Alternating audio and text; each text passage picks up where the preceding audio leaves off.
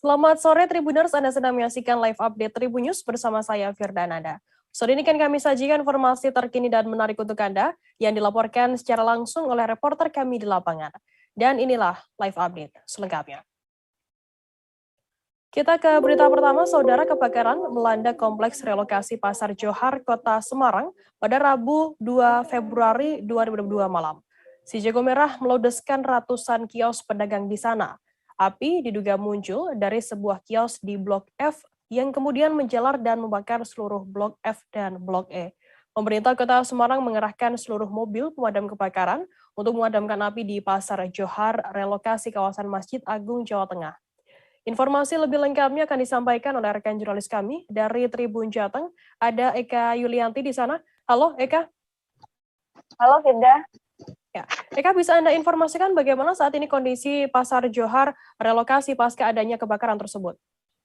Ya Firda, tadi malam, Rabu malam, tepatnya pukul 18.30, Pasar Johar relokasi yang berada di Masjid Agung Jawa Tengah sendiri mengalami kebakaran yang cukup besar.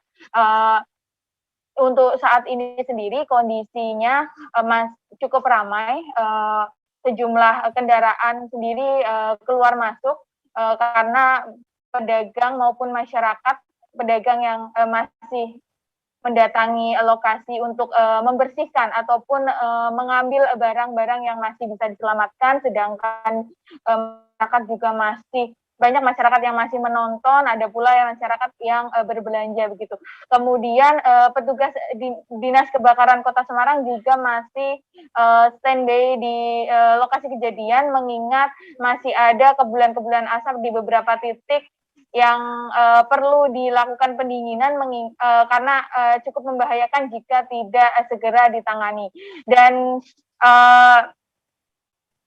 terlihat juga pedagang-pedagang ini mengambil barang-barangnya, kemudian masih meratapi nasibnya, ada juga yang menangis begitu melihat kondisi lapaknya yang terbakar tadi malam, karena sebagian besar pedagang ini sudah pulang saat terjadi kebakaran, sehingga tidak bisa menyelamatkan barang-barangnya. Demikian, Firda. Eka, total ada berapa kios yang ludes terbakar? Ya, Firda, berdasarkan data dari BPBD Kota Semarang, kios yang terbakar itu ada di Blok E dan Blok F, atau di zona ya, maksud saya zona E dan zona F, di mana dua zona tersebut terdiri dari 16 blok, yang di Blok E sendiri ada 602 pedagang, sedangkan di Blok F ada 566 pedagang. Jadi total ada 1.168 pedagang. Mereka semua yang menempati di Blok E hingga Blok E1 hingga Blok E8, kemudian di Blok F1 sampai dengan Blok F8. Dan data tersebut hingga saat ini masih divalidasi oleh Dinas Perdagangan, mengingat setiap kios di sana belum tidak ada kios yang tidak ditempati atau yang kosong. Ada pula satu pedagang yang memiliki lebih dari satu kios, ya, ada yang 3 dan juga ada yang 2 begitu, Firda. Kemudian apakah sudah diketahui saat ini untuk penyebab kebakaran tersebut? Ya, Firda dan pemirsa, hingga saat ini kami belum mendapatkan informasi lebih lanjut mengenai penyebab kebakaran Pasar Relokasi Johar. Petugas kepolisian sendiri tadi pagi baru melakukan identifikasi dan melakukan pemeriksaan di lokasi kejadian, Firda. Bagaimana kemudian respons dari pemerintah setempat, dan kemarin juga kabarnya Ganjar Pranowo, Gubernur Jawa Tengah juga sempat datang ke lokasi kebakaran ini?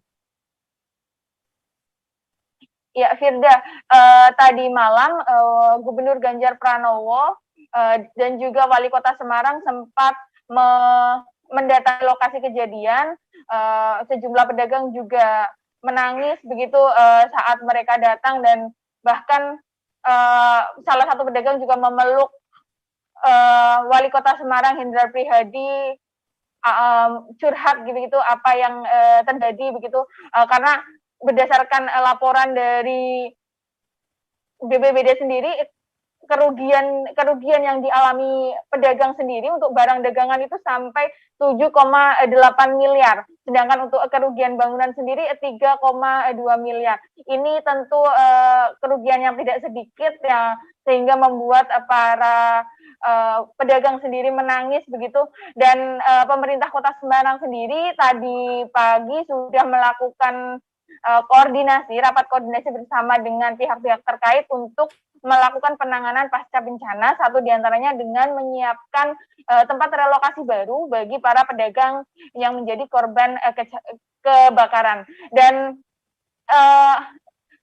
beberapa pedagang yang menjadi korban kebakaran ini memang sudah mendapatkan lapak di Pasar Johar yang baru, dan mereka akan dilakukan percepatan, maksud saya agar segera bisa menempati lapaknya di pasar yang baru, sedangkan para pedagang yang belum mendapatkan lapak ini akan dibangunkan tempat relokasi baru yang di mana Wali Kota Semarang baru menyiapkan beberapa alternatif lokasi, mengingat saat ini kan jumlah pedagang masih dalam pendataan, sehingga lokasi-lokasi alternatif ini nanti akan disesuaikan sesuai dengan luasan yang dibutuhkan untuk tempat relokasi. Dan selain menyiapkan tempat relokasi, pemerintah Kota Semarang juga sudah berkoordinasi dengan Bank Jateng Cabang Semarang untuk memberikan kemudahan kredit permodalan untuk agar para pedagang ini bisa kembali merintis usahanya dengan bantuan permodalan dari Bank Jateng. Demikian, Firda. Baik, terima kasih laporannya Eka Yulianti dari Tribun Jateng. Kami tunggu update informasi mengenai kebakaran Pasar Johar nanti. Baik, Tribuners, jurnalis kami tadi juga sudah menghimpun keterangan dari seorang pedagang sembako bernama Daniar. Berikut liputannya untuk Anda. Dia kan pandai berhitungan ke sana, nanti kan jadi api pasti larinya ke sini. Takkanlah ada sebab kayak gini, kan tidak ada apa-apa. Ya kan, orang kemarin dinas saja baru pindahan, baru 2 hari 3 hari kemarin, kenapa sekarang terbakar? Apa perpisahannya harus seperti ini? Ya kan? Berarti, apa mau diulang kayak kemarin lagi? Berarti posisinya Bapak ada di rumah ya Pak? Nggak ada di sini ya? Baru masuk di rumah, nunggu buka puasa. Sebelum buka puasa udah ada telepon katanya ada kebakaran di Blok F4, ya udah kita kesini lagi. Sempat menyelamatkan barangnya nggak Pak? Ada Mbak, karena di depan pintu-pintu ini semuanya api, tapi yang dalam belum. Gitu. Tapi kiosnya Daniar. Pak, kios umurnya 38. Kiosnya Bapak berarti udah langsung kebakar ya Pak pada saat itu Pak? Saat datang Saya Pak? lihat belum. Masih asap karena di sebelah saya yang terbakar. Agak jauh di pojok kan, ibaratnya kan kita bisa menjangkau kan. Kita punya hitungannya kan dari belakang ke sini, tapi tidak boleh masuk. Di situ ada satu keamanan, sama kepalanya, sama damkar satu orang yang tidak ada partnernya untuk kerja, cuma dia mempersiapkan host pamnya saja sendiri. Malah kita bantuin jadi relawan, dia malah menolak, katanya saya mengganggu kerja dia. Nggak boleh. Maksudnya apa? Kan kita ini kan namanya manusia kan, harusnya kan bantu kan, apalagi itu barang kita kan. Padam jam berapa Pak? Padam ya? Kurang lebih itu jam 2. Jam 2 pagi ya? Bapak nunggu di sini. Fix-nya mungkin subuh. Karena kita subuh di sini, aku jam 4 masih di sini. Bapak di sini sampai jam berapa semalam? Jam 6 sampai subuh. Sampai subuh di sini. Jam 4 kurang seperempat. Gitu. Viral di media sosial, video menampilkan Direktur Utama Perumda Pasar Niaga Kertaraharja, Kabupaten Tangerang, Saifun Nurmazah, tengah memamerkan uang pecahan Rp100.000 di atas piring. Dalam rekaman video berdurasi 14 detik tersebut, Saifun Nur yang berbaju batik berwarna hijau terlihat memegang sendok dan garpu. Kemudian ia memindahkan uang gepokan dalam pecahan Rp100.000 yang berserakan di atas meja ke dalam piring. Informasi lebih lengkapnya akan disampaikan oleh rekan jurnalis kami dari Tribun Jakarta, ada Ega Alfreda di sana. Halo, Ega. Ya, sore Firda. Ya. Ega, bisa Anda informasikan apa pembelaan dan alasan Saifun Nur sendiri mengunggah video kontroversi tersebut? Baik, dapat diinformasikan bahwa Saifun Nur sendiri dulunya sempat menjabat sebagai Dirut atau Direktur Utama PD Pasar Kabupaten Tangerang.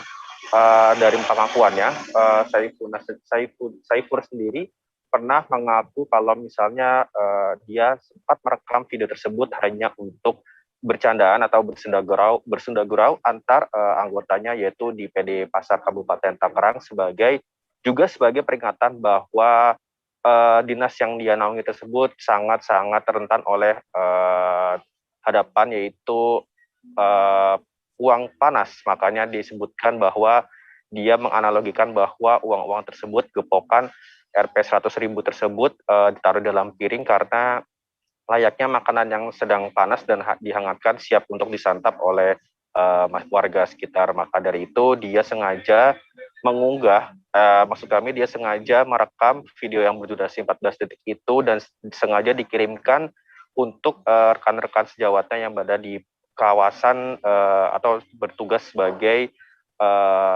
ASN yang bergerak di PD Pasar Kabupaten Tangerang. Namun entah kenapa video tersebut tiba-tiba viral dan diunggah melalui akun TikTok yang memang namanya masih berupa digit dan juga angka-angka yang belum ada namanya tersebut, dan ketika video tersebut viral di media sosial dan langsung diunggah oleh beberapa akun media sosial di Kabupaten Tangerang dan menuai banyak sekali kontroversi karena dianggap tidak prihatin dan sangat tidak manusiawi di tengah pandemi COVID-19 ini, di mana pejabat Kabupaten Tangerang justru memamerkan kekayaannya. Begitu, Firda. Ega, kapan sebenarnya video tersebut diunggah ke media sosial dan apa saat ini yang dilakukan oleh Syaiful Nur sendiri setelah video tersebut viral di media sosial? Baik, dapat informasikan kalau Saiful ini mengaku bahwa video tersebut ia sengaja rekam pada tahun 2020, pada tepatnya bulan April. Namun kenyataannya video tersebut telah viral dan telah diunggah beberapa waktu lalu, dan dia mengaku bahwa ia tidak tahu alasan dan siapa yang aslinya mengunggah video tersebut sehingga dirinya sekarang terpaksa atau secara sukarela harus mundur dari jabatannya sebagai Direktur Utama PD Pasar Kabupaten Tangerang. Begitu, Firda. Ega, kemudian apa langkah yang diambil oleh pemerintah setempat, Bupati Tangerang sendiri terkait adanya ASN tersebut yang memamerkan uang gepokan ini? Baik, Bupati Tangerang Ahmed Zaki Iskandar secara tegas mengatakan bahwa Dirut PD Pasar Kabupaten Tangerang telah dicopot dan dibebas tugaskan dari jabatannya dan juga sebagai ASN Kabupaten Tangerang. Begitu juga yang dilakukan dan dikatakan oleh Sekda Kabupaten Tangerang Muhammad Maisal Rasid bahwa Dirut akan segera diganti, dan saat ini jabatannya dari Syaiful sendiri sudah dicopot sehingga pihaknya masih mencari dan juga mencari PLT dari Dirut PD Pasar Kabupaten Tangerang tersebut. Namun hingga hari ini, hari Kamis 3 Februari 2022, Tribun Jakarta belum mendapatkan nama pengganti atau PLT dari Dirut PD Pasar Kabupaten Tangerang. Begitu, Firda. Ega, untuk sementara untuk Syaiful Nur sendiri, apakah sudah ada informasi yang dipindahkan ke jabatan kemana? Dari informasi yang Tribun Jakarta.com dapatkan, Syaiful Nur sendiri tidak dimutasi ke dinas lain, melainkan memang pemerintah Kabupaten Tangerang juga Inspektorat Kabupaten Tangerang secara tegas membebas tugaskan Syaiful Nur sendiri dari jabatannya, dan sehingga sampai detik ini tidak ada kaitan apapun antara Syaiful Nur dan juga pemerintah Kabupaten Tangerang karena dirinya sudah dicopot dari ASN, dan Syaiful Nur sendiri telah melayangkan surat bahwa dirinya memang sudah mengundurkan diri dari jabatannya secara sukarela dari arahan dari Inspektorat dan juga dari Bupati Tangerang Ahmed Zaki Iskandar. Begitu, di Firda. Baik, terima kasih rekan jurnalis dari Tribun Jakarta Ega Alfreda atas laporan Anda. Selamat bertugas kembali. Kita beralih ke informasi selanjutnya, Saudara. Seorang gadis di Kendari, Provinsi Sulawesi Tenggara berinisial DNP, 17 tahun, menikam sepasang pengunjung kedai. DNP menikam seorang perempuan berinisial ECP, 22 tahun, dan AIK pada Selasa 1 Februari sekira pukul 10 malam waktu Indonesia Timur. Peristiwa itu terjadi di kedai kopi Jalan Brigjen M. Yunus, Kelurahan Bende, Kecamatan Kadia, Kota Kendari, Provinsi Sultra. Informasi lebih lengkapnya akan disampaikan oleh rekan jurnalis kami dari Tribun News Sultra, ada Fadli Aksar. Halo Fadli. Ya, halo Firda. Ya. Halo Tribun. Fadli, bisa Anda informasikan bagaimana untuk kronologi penikaman sepasang pengunjung kedai kopi tersebut? Ya, baik. Seorang gadis di Kota Kendari, Provinsi Sulawesi Tenggara berinisial DNP berusia 17 tahun menikam dua orang pengunjung salah satu kedai kopi di Jalan Brigjen M. Yunus, Kelurahan Pende, Kecamatan Kalia, Kota Kendari, Provinsi Sulawesi Tenggara pada Selasa malam 1 Februari 2022. Kejadian bermula saat DNP berjanjian dengan adik korban ECP, yakni berinisial LP, untuk bertemu di salah satu kedai di Kota Kendari tersebut. DNP kemudian datang lebih dulu dan menunggu kedatangan ELP sendiri. Namun beberapa saat ELP kemudian datang bersama rekannya yang merupakan korban. Tak lama kemudian keduanya pun tiba, namun ELP ini meminta pelaku untuk keluar dari kedai tersebut. Namun pelaku sendiri tak mau keluar karena nampaknya korban dan adiknya ini membawa banyak orang atau berombongan sekitar 6-7 orang. Selanjutnya karena pelaku tak mau keluar dari kedai, kemudian korban bersama adiknya datang langsung menemui sendiri tersangka DNP ini. Dan kemudian terjadilah aksi perkelahian di mana tersangka DNP dikeroyok oleh korban ECP dan adiknya ALP. Tiba-tiba sontak tersangka sendiri langsung mengeluarkan pisau dari pinggangnya dan langsung melakukan penikaman terhadap korban ECP. Akhirnya korban ECP kemudian mengalami luka di bahu sebelah kanan, kemudian di pinggul dan di bahu sebelah kanan. Peristiwa itu kemudian sempat dilerai oleh salah satu pengunjung berinisial AIK. Namun saat itu AIK ini juga menjadi korban karena terkena tusukan dari tersangka DNP sendiri. Kemudian korban AIK ini merupakan seorang laki-laki terkena mengalami luka di bagian dada sebelah kiri dan lengan sebelah kiri. Kedua korban tersebut kemudian dilarikan ke rumah sakit. Begitu, Firda. Apa yang membuat pelaku ini nekat membunuh korban ini? Ya, pelaku sendiri melakukan penganiayaan, namun korban tidak meninggal, hanya mengalami luka. Awalnya peristiwa ini menurut Kapolsek Baruga, Kompol Urfa Lomansyah, peristiwa dipicu oleh masalah pribadi kedua antara tersangka dan korban. Sebenarnya ini adalah masalah antara adik tersangka dan adik korban sendiri.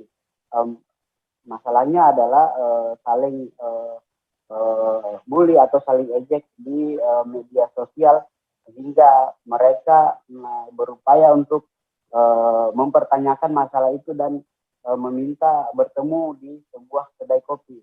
Namun masalah kunjung selesai sehingga terjadi aksi perkelahian itu. Begitu sih, Pak. Bagaimana untuk saat ini perkembangan dari pihak penyelidikan pihak kepolisian sendiri? Ya baik, setelah peristiwa penikaman itu kemudian polisi datang langsung melakukan menangkap atau mengamankan tersangka DNP di kedai kopi tersebut. Setelah mengamankan, polisi kemudian melakukan interogasi dan melakukan olah tempat kejadian perkara.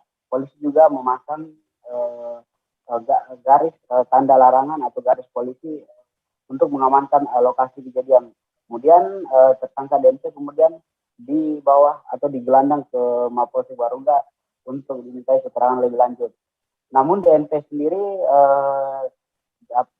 kabar yang saya himpun bahwa dia kemudian melakukan pelaporan balik terhadap dua korban penikaman, yakni ECP dan ELP, karena dirinya dan orang tua tersangka sendiri tidak terima dianiaya dan dikeroyok oleh kakak beradik tersebut. Saat ini kedua kakak beradik itu ikut ditahan, kemudian tersangka ECP BNP ini kemudian juga sampai saat ini masih dalam penahanan dalam untuk menjalani pemeriksaan di Mapolsek Baruga, Kota Kendari. Ya, terima kasih rekan jurnalis dari Tribun News Ultra, Fadli Aksar, atas laporan Anda. Dan tadi Tribuners, Fadli juga sudah menghimpun keterangan dari Kompol Urfah Lomansyah, Kapolsek Baruga. Berikut liputannya untuk Anda. Rekan, terkait kejadian semalam, teman yang di kafe Tikungan, jadi adanya kesalahpahaman antara pelaku dengan korban. Berawal dari kesalahpahaman, setelah itu karena pelaku ini melihat korban itu ada beberapa orang dengan temannya, sehingga pelaku mengambil pisau yang ada di sekitaran situ dan menyimpannya di bagian badannya. Nah, saat terjadi komunikasi melalui WhatsApp antar mereka, setelah itu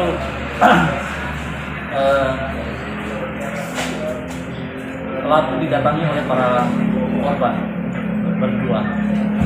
Saat itu pelaku dipukul karena pelaku merasa terancam, makanya pelaku mengeluarkan pisau sehingga mengenai salah satu korban. Nah, di sana juga ada seorang korban juga yang berada di TKP mencoba melerai, sehingga dia terkena juga pisau korban. Ini korbannya ada berapa, Bang? Korbannya ada 2. Oh, 2. Untuk penikaman korbannya ada 2. Untuk pelakunya sendiri, Bang? Perempuan, laki-laki? Perempuan. Motifnya kemudian apa sebenarnya? Gimana? Motif ini kemarin. Motifnya miskomunikasi saja, mungkin ada permasalahan pribadi antar mereka. Di TKP itu komandan mereka janjian mau ketemu atau kebetulan bertemu saja di sana? Sudah janjian mau bertemu terkait permasalahan yang perselisihan antar mereka. Ya, untuk Edarkan sabu di ibu kota Kepulauan Riau, pengawal pribadi atau Walpri Gubernur Kepri, Ansar Ahmad, ditangkap. Tersangka berinisial ARG, 32 tahun, merupakan anggota aktif dari Polri. Oknum Polri ARG ditangkap bersama 2 tersangka lainnya, yakni 1 security dan 1 lagi merupakan warga sipil. Keseluruhan barang bukti yang diamankan dari 3 tersangka seberat 6,7 kg sabu. Informasi lebih lengkapnya akan disampaikan oleh rekan jurnalis kami dari Tribun Batam. Ada Beres Lumban Tobing di sana. Halo, Beres.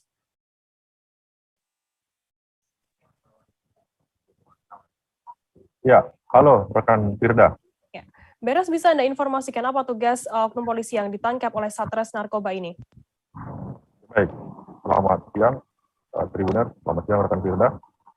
Saya informasikan kembali terjadi berita menghebohkan di Provinsi Kepulauan Riau begitu, bahwa salah satu oknum pengawal pribadi Walpri Gubernur Kepulauan Riau Ansar Ahmad ditangkap, diduga kuat menjadi pengedar narkotika jenis sabu di Provinsi Kepulauan Riau, tepatnya di Pulau Bintan, begitu.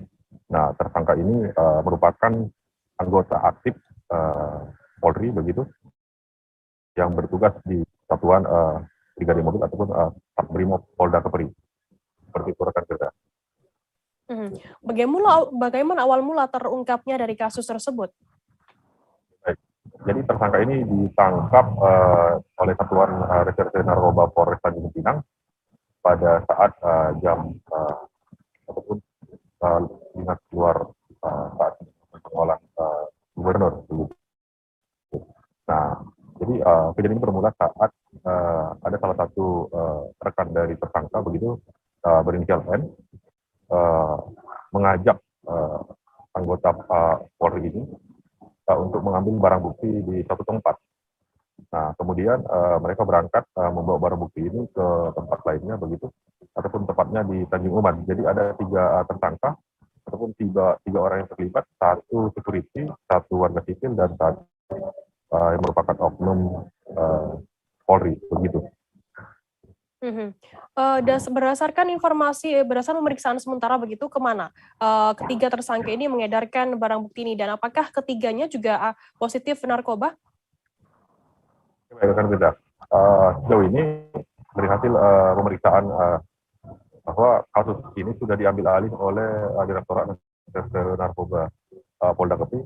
Semula memang ditangani Satuan Reserse Narkoba Polres Tanjung Pinang dan Polres Bintan. Nah, melihat ini menjadi hal urgent begitu, Kapolda langsung memerintahkan untuk proses hukum diambil Polda Kepri. Nah, jadi hasil pemeriksaan 3 tersangka ini tidak menggunakan ataupun tidak mengkonsumsi narkoba. Nah, mereka hanya sebagai pengedar begitu, yang diduga kuat akan mengedarkan barang ini sejumlah kawasan wisata yang ada di Lagoy, Bintan, dan Tanjung Pinang. Nah, polisi sampai saat ini masih melakukan penyelidikan terhadap asal muasal begitu barang bukti dan akan kemana barang ini diedarkan, seperti itu. Kita masih menunggu informasi lebih lanjut dari hasil rangkaian pemeriksaan oleh tim penyidik Direktorat Narkoba Polda Kepri. Seperti itu, rekan Firda. Baik, terima kasih rekan jurnalis dari Tribun Batam, Beres Lumbang Tobin, atas laporan Anda. Selamat bertugas kembali. Dan tadi Tribuners Beres juga sudah menghimpun keterangan dari Kabid Humas Polda Kepulauan Riau, Golden Heart, Kombes Pol Hari Golden Heart. Berikut liputannya untuk Anda. Kasus ini berawal dari pengungkapan Sat Narkoba Polres Tanjung Pinang pada tanggal 23 Januari yang lalu, ya, di mana Sat Narkoba Polres Tanjung Pinang berhasil mengamankan 1 orang tersangka inisial M. Bersama tersangka inisial M ini juga ikut diamankan narkotika jenis sabu seberat 1,6 kg. Kemudian dilakukan pengembangan bahwa saudara M ini sebelumnya sempat mengambil barang bukti narkotika jenis sabu lainnya yang tergeletak di pinggir pantai Resort Plumet, di mana tersangka M ini mengajak tersangka oknum Walpri yaitu ARG untuk mengambil. Kedua tersangka ini dengan menggunakan kendaraan milik oknum Walpri ARG ini mengambil barang bukti narkotika yang tergeletak di pinggir pantai Resort Plumet. Kemudian pada malam itu juga kedua tersangka ini menuju kediaman tersangka ketiga DTP yang berada di wilayah Tanjung Uban, di mana saudara ARG menitipkan 5,1 kg sabu di rumah DTP. Oleh karena itu, penyidik langsung menuju ke kediaman DTP dan saudara Direktorat Narkoba Polda Kepulauan Riau. Terkait dengan adanya keterlibatan oknum anggota, tentu ini sebuah tindakan yang sangat tercela, dan Bapak Kapolda Kepri akan memberikan tindakan setegas-tegasnya, yaitu berupa pembidanaan dan pemecatan. Aksi pencurian terjadi di Kota Metro pada Selasa 1 Februari malam. Maling membobol toko busana di Metro Pusat dan menggodol uang 32 juta rupiah. Dan pagi harinya pencurian juga terjadi di sebuah toko di Metro Utara. Pelaku membawa kabur sebuah tas dari meja kasir berisi uang puluhan juta rupiah. Informasi lebih lengkapnya akan disampaikan oleh rekan jurnalis kami dari Tribun Lampung, ada Indra Simanjuntak di sana. Halo Indra.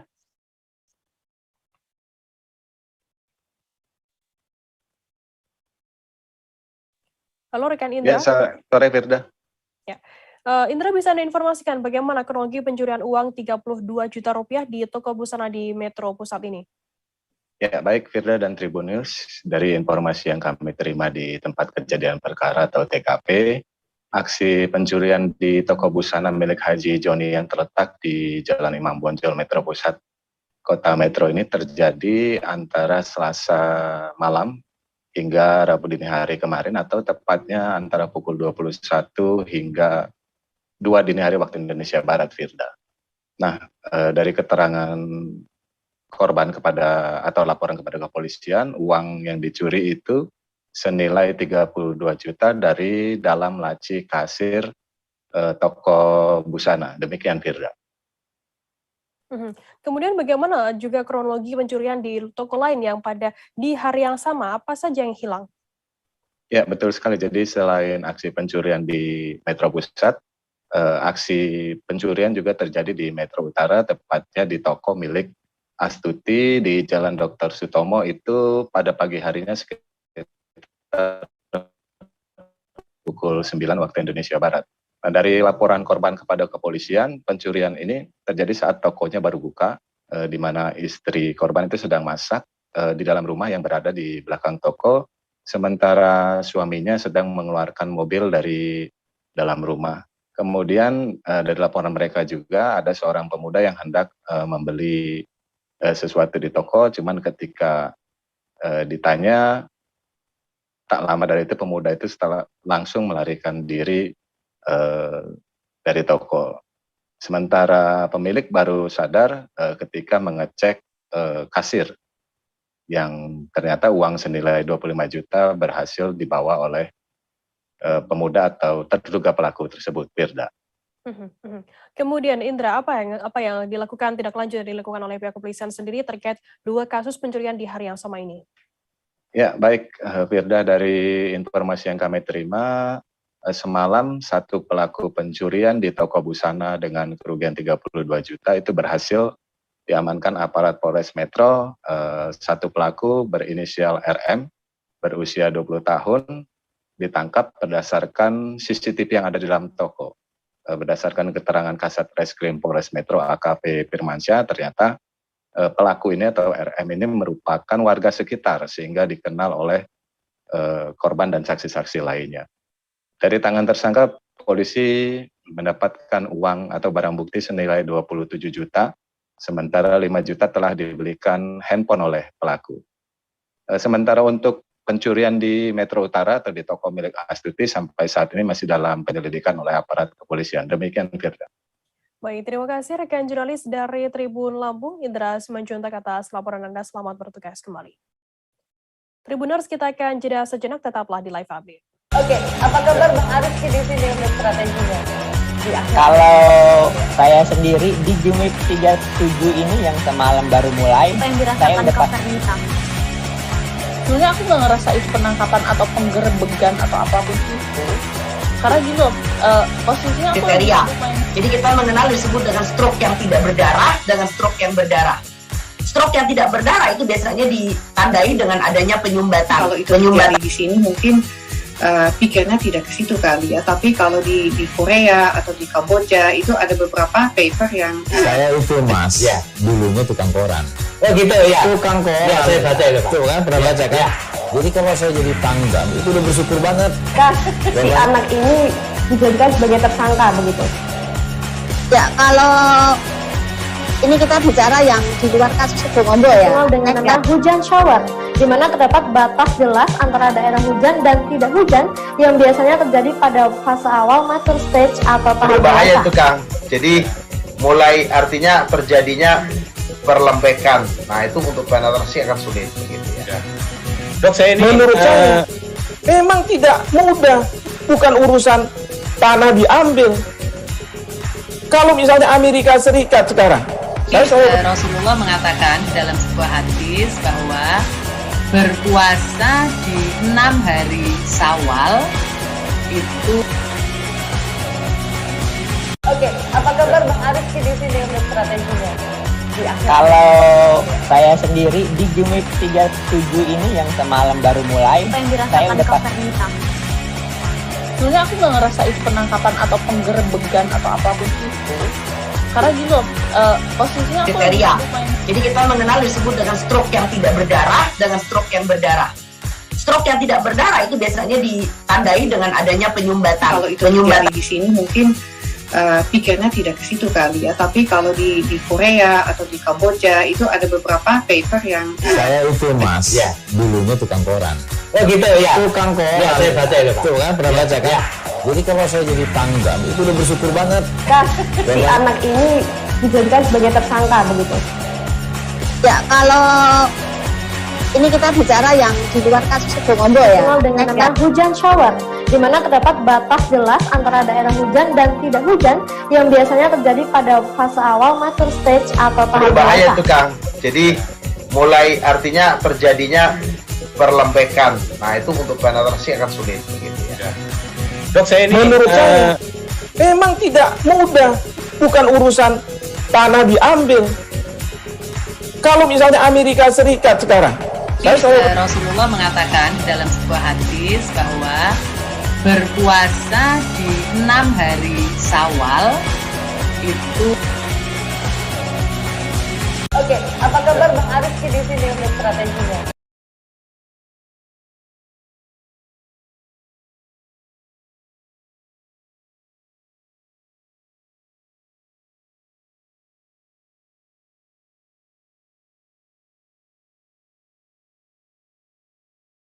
Syawal itu.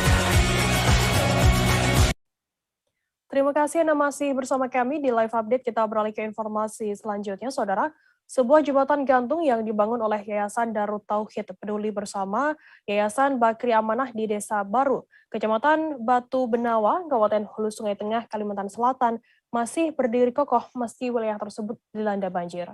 Jembatan yang diberi nama Merah Putih atau Jembatan Aagim tersebut luput dari banjir karena pembangunannya sudah memperhitungkan ketinggian air sungai maksimal.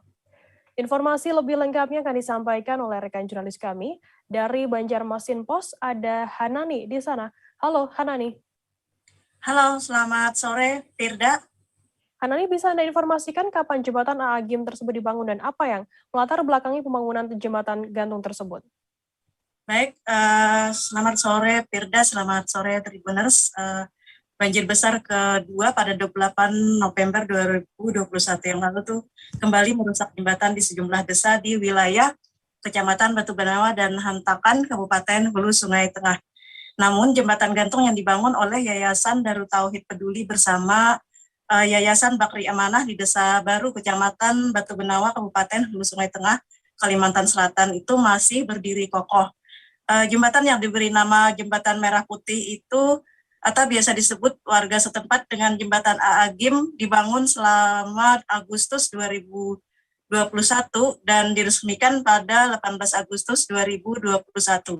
Resmian dilakukan oleh Kiai Haji Abdullah Gimnastiar atau Aagim yang hadir pada saat itu secara virtual bersama pihak Yayasan Bakri Amanah yang juga support pembangunan jembatan tersebut.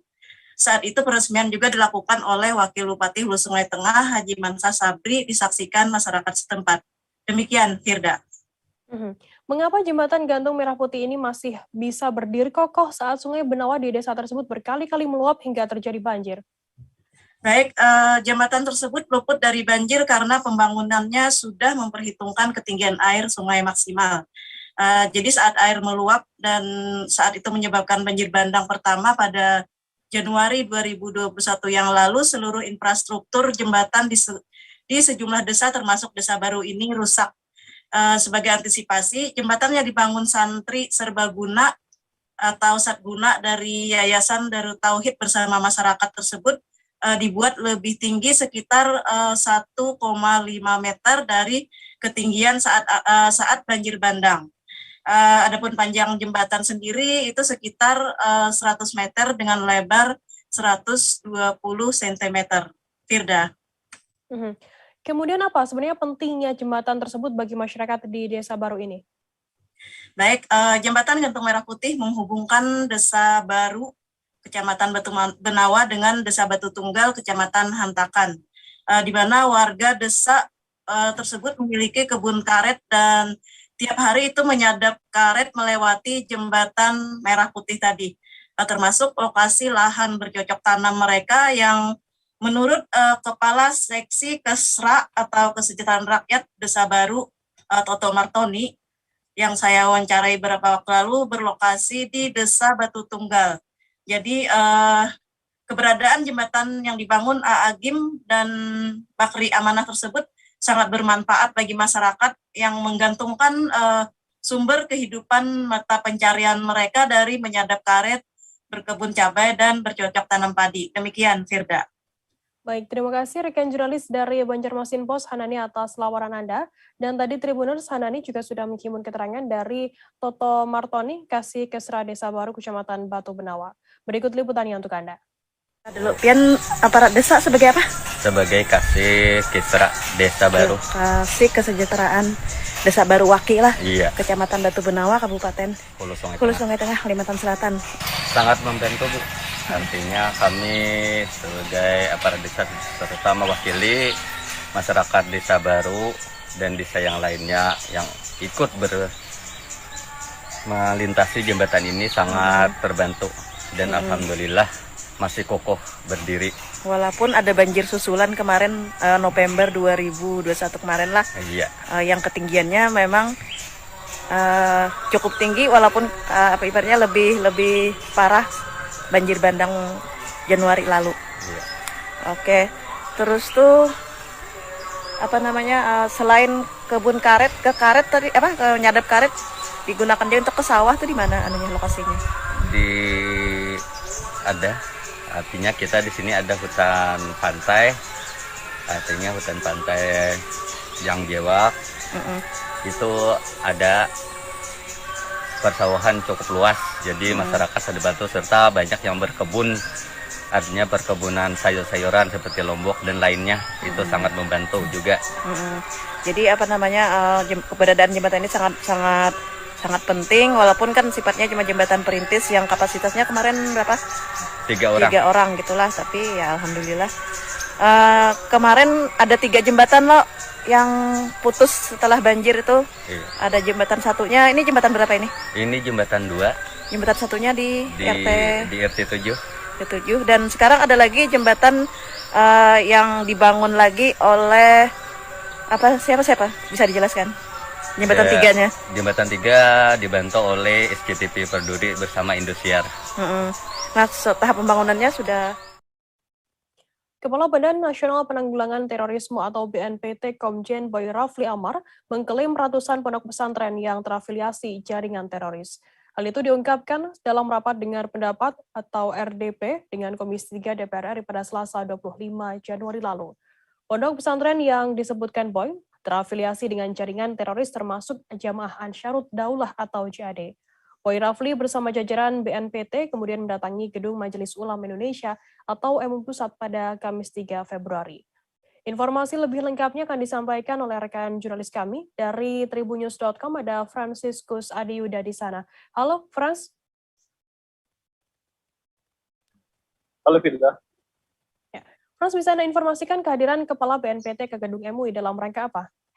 Ya, Firda, baik Tribuners, Kepala Badan Nasional Penanggulangan Teroris, Komjen Pol Boy Rafli Amar, mendatangi Gedung Majelis Ulama Indonesia pada Kamis 3 Februari 2022. Kedatangan Boy ini disambut oleh perwakilan dari MUI. Menurut informasi, kehadiran Boy bersama jajaran BNPT ini guna memberikan informasi dan edukasi yang jelas kepada masyarakat tentang data pesantren yang saat ini ramai diperbincangkan. Firda. Bagaimana suasana pertemuan antara BNPT dengan MUI ini? Ya baik, Firda. Pertemuan antara BNPT dengan MUI ini berlangsung secara tertutup. Jadi awak media tidak diperkenankan untuk masuk ke ruangan yang berada di lantai 4. Pertemuan tersebut berlangsung sekitar 2 jam. Demikian, Firda. Frans, lalu apa saja yang dibicarakan oleh kedua pihak ini dalam pertemuan tersebut? Ya, usai pertemuan, Kepala BNPT Boy Rafli menjelaskan bahwa hari ini melakukan diskusi dengan MUI serta membahas data pesantren yang membuat ramai belakangan ini. Dalam kesempatan itu juga, Komjen Pol Boy Rafli Amar menyampaikan permintaan maafnya kepada MUI karena pihaknya menggunakan bahasa yang tidak tepat, di mana dia menyebutkan bahwa kata pondok pesantren terafiliasi dengan teroris. Boy juga menjelaskan kepada MUI bahwa yang dimaksud itu merupakan individu, bukan pondok pesantren. Demikian, Firda. Baik, terima kasih rekan jurnalis dari tribunnews.com, Franciscus Adiyuda atas laporan Anda. Dan tadi Tribuners, Frans juga sudah menghimpun keterangan dari Kepala BNPT Komjen Pol Boy Rafli Amar. Berikut liputannya untuk Anda. Hari ini memang kami berinisiasi untuk bisa berjumpa dengan Majelis Ulama Indonesia, dan telah berlangsung diskusi di antara kita. Dari beberapa diskusi itu, saya selaku Kepala BNPT menyampaikan juga permohonan maaf karena memang penyebutan nama pondok pesantren ini diyakini memang melukai ya perasaan dari pengelola pondok umat Islam yang tentunya bukan maksud daripada BNPT. Jadi muncul nama pondok pesantren ini tentu tidak bermaksud menggeneralisir. Demikian juga berkaitan dengan terafiliasi. Terafiliasi di sini dimaksudkan memang terkoneksi, terhubung. Jadi kami mengklarifikasi, meluruskan bahwa yang terkoneksi di sini adalah berkaitan dengan individu ya. Jadi bukan lembaga pondok pesantren secara keseluruhan yang disebutkan itu, tetapi adalah ada individu-individu yang terhubung. Mesin Anjungan Dukcapil Mandiri atau ADM secara resmi telah hadir di Kota Jayapura guna membantu warga dalam kepengurusan layanan Dukcapil. Pemerintah Kota Jayapura melaksanakan kerjasama bersama pihak Sagamol guna mengoperasionalkan mesin ADM pada Selasa 2 Februari. Diketahui penandatanganan kerjasama tersebut merupakan kesepakatan kedua belah pihak guna memberikan pelayanan maksimal kepada masyarakat Kota Jayapura. Informasi lebih lengkapnya akan disampaikan oleh rekan jurnalis kami dari Tribun Papua. Ada Hendrik Rewapatara di sana. Halo Hendrik. Halo, selamat malam rekan Firda dan juga Tribuners. Ya. Hendrik, bisa dijelaskan apa saja fungsi dari Anjungan Dukcapil Mandiri atau mesin ADM ini? Oke rekan Firda, terima kasih. Dapat saya informasikan bahwa fungsi dari ADM ini sendiri merupakan untuk mesin sebagai alat pembuat atau alat lainnya untuk mengurus untuk mengurus persyaratan Dukcapil seperti akte kelahiran, KTP, dan juga surat-surat lainnya. Dan pada saat pandemik dibuat mesin ini agar bisa mendukung pelayanan dalam kependudukan di pemerintah Kota Jayapura. Begitu rekan Firda. Hendrik, apakah ada tahapan dalam proses kepengurusan menggunakan mesin ADM ini? Ya rekan Firda, untuk tahapannya tentu ada ya, di mana kemarin saya sempat wawancara dengan Kadus Capil Kota Jayapura yang menjelaskan bahwa tahapannya nanti warga Kota Jayapura akan ke kantor Dukcapil untuk membawa PIN, dan setelah mendapat PIN mereka akan diarahkan untuk diproses oleh para pegawai Dukcapil. Setelah itu mereka diarahkan ke mesin ADM ini untuk mengurus serta langsung mengprint akte kelahiran dan juga lain sebagainya. Begitu rekan Firda.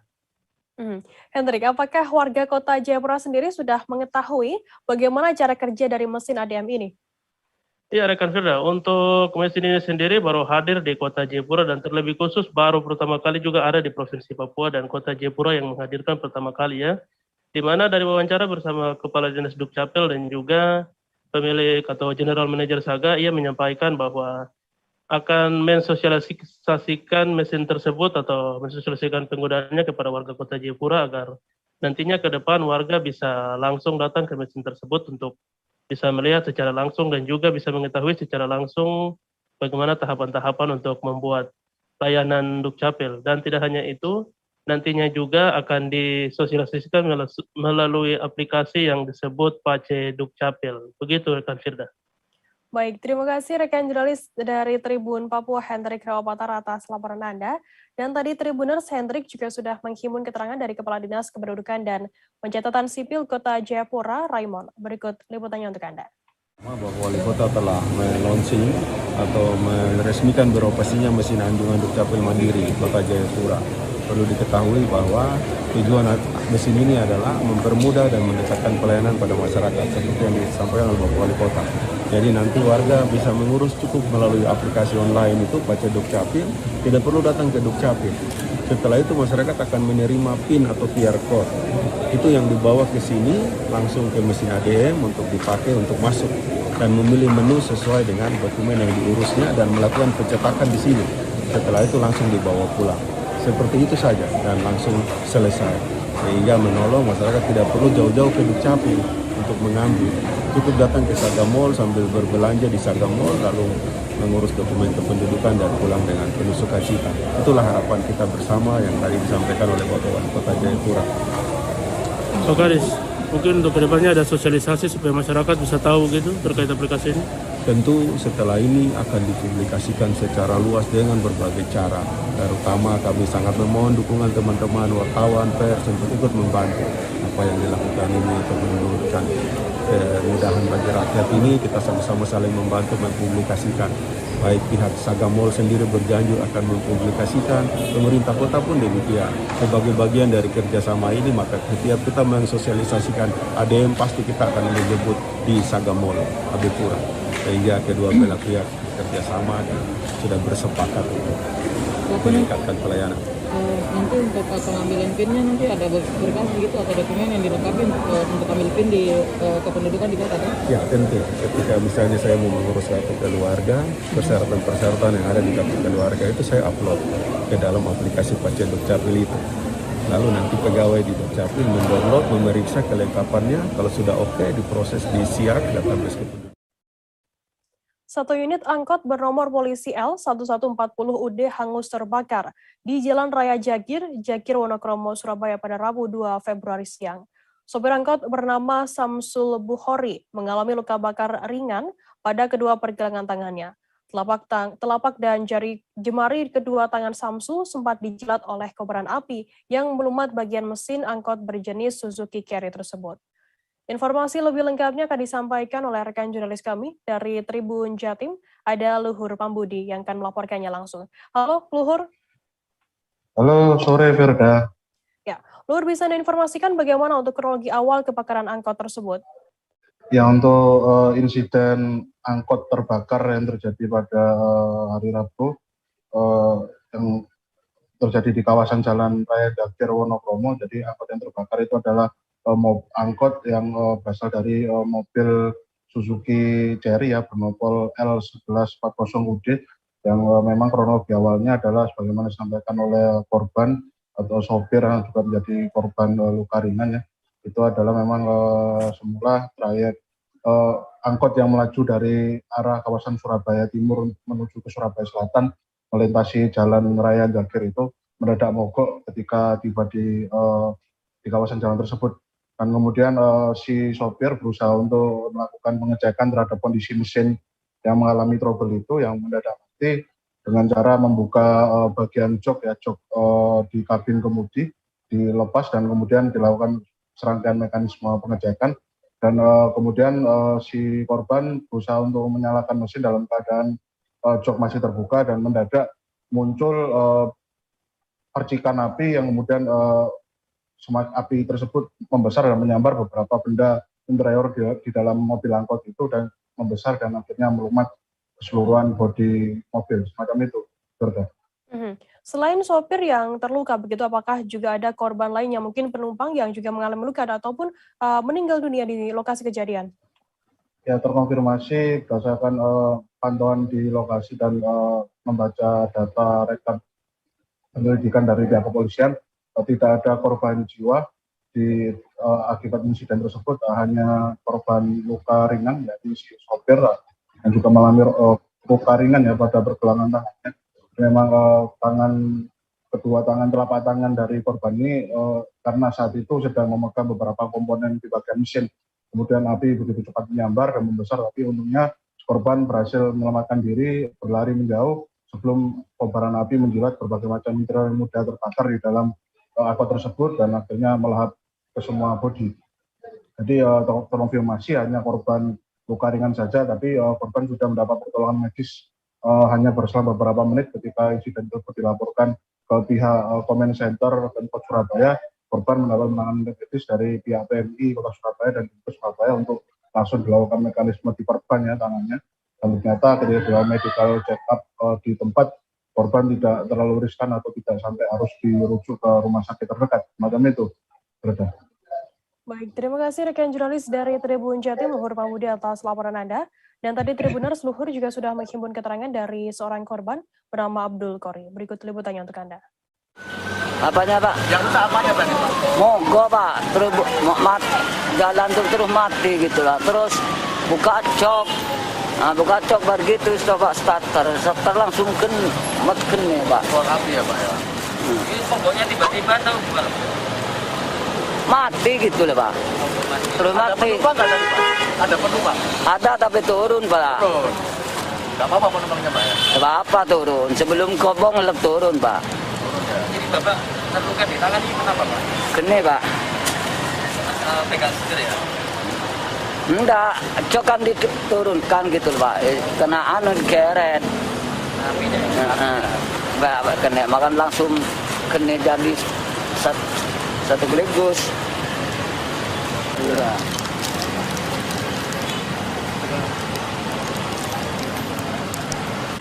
Ya, kiri.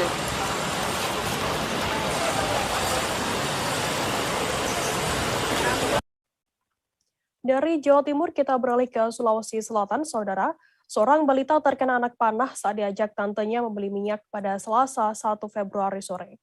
Lokasinya di salah satu toko yang tidak jauh dari rumahnya, yakni di Jalan Galangan Kapal, Kecamatan Talo, Makassar, Sulawesi Selatan. Terduga pelaku diperkirakan berjumlah 5 hingga 6 orang.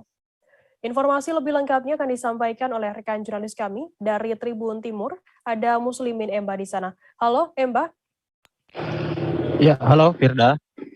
Emba bisa Anda informasikan seperti apa kronologi awal kejadian tersebut?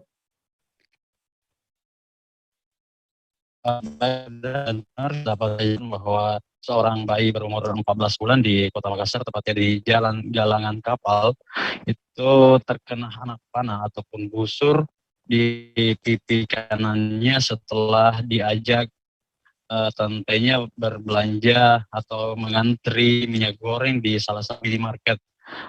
Saat itu kejadian berlangsung sore hari. Sang tante yang sementara antri tidak sadar, ponakan gendong ini atas nama Habib Nur Magomeda, dan kemudian baru mengetahui setelah sang ponakan ini menangis kesakitan begitu. Firda.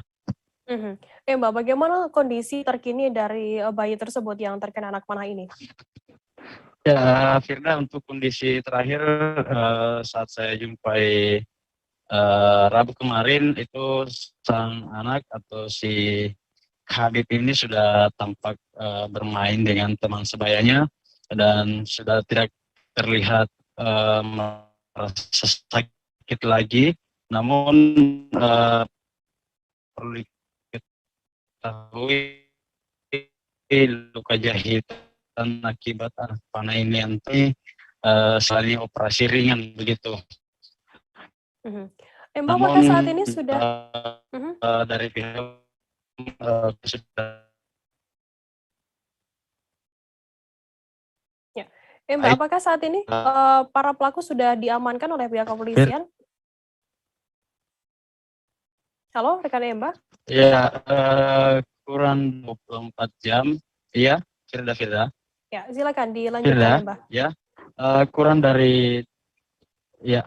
dari 24 jam kemarin, tepatnya subuh dini hari, itu sekitar 6 orang yang terduga pelaku diamankan satu dan sudah di kawasan Galangan Kapal tersebut. Pelaku ini gitu, Firda. Oke, baik. Terima kasih rekan jurnalis dari Tribun Timur, Muslimin Emba, atas laporan Anda. Selamat bertugas kembali. Tribuners, selesai jeda kami akan kembali dengan informasi menarik lainnya. Tetaplah di Live Update. Oke, apa kabar Bang Arif di sini untuk strateginya? Kalau saya sendiri di Jumip 37 ini yang semalam baru mulai, saya udah pasti.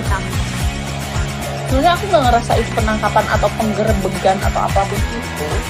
Karena gini loh, posisinya aku kriteria. Jadi kita mengenal disebut dengan stroke yang tidak berdarah dengan stroke yang berdarah. Stroke yang tidak berdarah itu biasanya ditandai dengan adanya penyumbatan. Kalau itu terjadi di sini mungkin pikirnya tidak ke situ kali ya. Tapi kalau di Korea atau di Kamboja itu ada beberapa paper yang saya itu mas, ya. Dulunya tukang koran. Oh gitu ya. Tukang koran. Ya, saya baca itu Pak. Tuh kan pernah baca kan? Ya. Jadi kalau saya jadi pangdam itu udah bersyukur banget. Si anak ini dijadikan sebagai tersangka begitu. Ya kalau ini kita bicara yang di luar kasus Sebongombo ya. Dengan nama hujan shower, di mana terdapat batas jelas antara daerah hujan dan tidak hujan yang biasanya terjadi pada fase awal mature stage atau tahap berbahaya itu Kang. Jadi mulai artinya terjadinya perlembekan. Nah itu untuk penetrasi akan sulit begitu ya. Dok, saya ini menurut saya memang tidak mudah, bukan urusan tanah diambil. Kalau misalnya Amerika Serikat sekarang, saya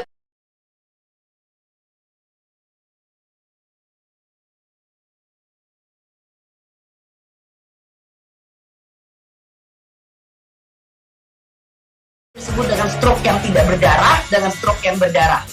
Stroke yang tidak berdarah itu biasanya ditandai dengan adanya penyumbatan. Kalau itu terjadi di sini mungkin pikirnya tidak ke situ kali ya. Tapi kalau di Korea atau di Kamboja itu ada beberapa paper yang saya itu mas, ya. Dulunya tukang koran. Oh gitu ya. Tukang koran. Ya, saya baca itu Pak. Tuh kan pernah baca kan? Ya. Jadi kalau saya jadi pangdam itu udah bersyukur banget. Si anak ini dijadikan sebagai tersangka begitu. Ya kalau Terima kasih Anda masih bersama kami. Di live update kita beralih ke informasi selanjutnya, Saudara. Kisruh penarikan pesawat Susi Air dari hanggar di Bandara Kolonel R.A. Besing ditanggapi pemerintah daerah Kabupaten Malinau. Persoalan tersebut berawal dari keributan video viral diduga Susi Air diusir dari hanggar Bandara Malinau. Peristiwa yang terjadi pada pagi hari Rabu 2 Februari viral setelah dibagikan sendiri oleh pemilik maskapai Susi Pujiastuti melalui akun media sosialnya. Informasi lebih lengkapnya akan disampaikan oleh rekan jurnalis kami dari Tribun Kaltara, ada Muhammad Supri di sana. Halo Supri. Halo rekan Firda. Ya. Supri, bisa Anda informasikan bagaimana kronologi penarikan pesawat di Bandara Kolonel R.A. Besing Malinau ini? Baik rekan Firda dan Tribuners, selamat sore. Pada saat upaya penarikan pesawat milik maskapai penerbangan Susi Air di Kabupaten Malinau sebelumnya pada hari kemarin, hari Rabu 2 Februari 2022 sempat heboh karena dibagikan sendiri dan sampai saat ini pun masih tampaknya masih berlanjut. Susi Pujiastuti masih tidak terima dengan perlakuan dari pemerintah Kabupaten Malinau yang dia nilainya secara paksa mengusir pesawat maskapai penerbangan Susi Air dari hanggar Bandara Kolonel R.A. Besing Kabupaten Malinau. Perlu kami sampaikan bahwa hanggar ini merupakan bangunan atau aset milik pemerintah daerah yang dimana kontrak sewa menyewa di sebelumnya pada tahun 2021 telah ditandatangani oleh pemerintah Kabupaten Malinau dan penyewa dalam hal ini maskapai penerbangan Susi Air di Kabupaten Malinau. Untuk kronologinya sendiri pada saat kemarin, sebelum video viral yang dibagikan langsung oleh pemiliknya Susi Pujiastuti atau ex-mantan Menteri Kelautan dan Perikanan RI ini, sebelumnya tampak di Bandara Kolonel R.A. Besing telah bersiaga pada pagi hari sekitar pukul 9 pagi, di mana terdapat personel Satpol PP, puluhan personel Satpol PP dan belasan personel Dinas Perhubungan Kabupaten Malinau bersiaga di depan Bandara Kolonel R.A. Besing. Sebelumnya, sebelum peristiwa penarikan pesawat dari hanggar tersebut, peristiwa ini dipicu oleh habisnya masa kontrak Susi Air di hanggar milik Pemda Kabupaten Malinau tersebut. Namun berdasarkan hasil dari klarifikasi bersama dengan pemerintah Kabupaten Malinau pagi tadi diketahui kontrak perpanjangan sewa menyewa Susi Air ini telah habis pada tahun 2021 sehingga perlu diadakan pengosongan yang sebelumnya 3 kali telah disampaikan oleh pemerintah Kabupaten Malinau yang berasal dari hasil klarifikasi dari pemerintah Kabupaten Malinau.